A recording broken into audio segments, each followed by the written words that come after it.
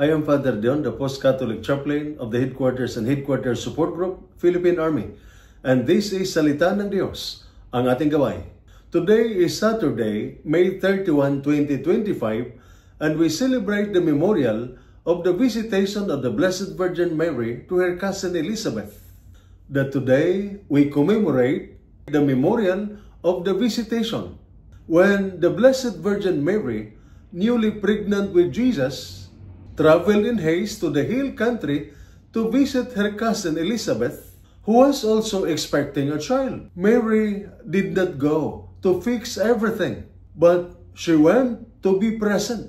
At that time, Mary herself was young, unsure, and facing huge responsibility.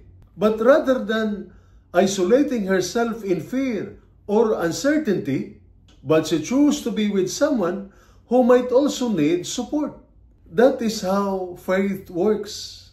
It reaches out, it walks with others, it listens, and it lives. Her visit to Elizabeth was more than a kind gesture. It was an act of solidarity. She did not bring answers, but she brought presence. And sometimes that is enough. In their encounter, joy overflowed, and their faith was strengthened.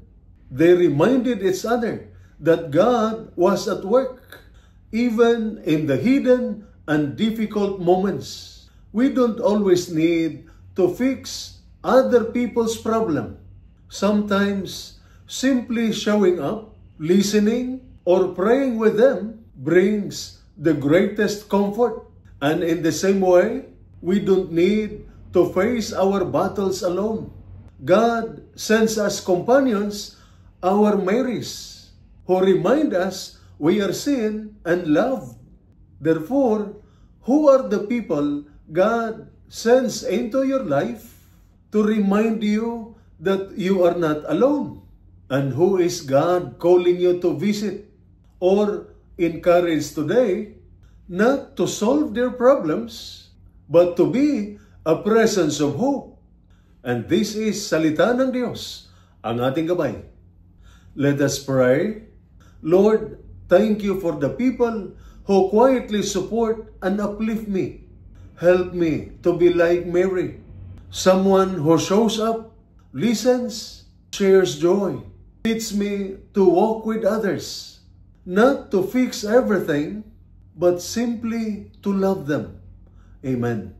And may the Almighty God bless you and your family, the Father, the Son, and the Holy Spirit. Amen.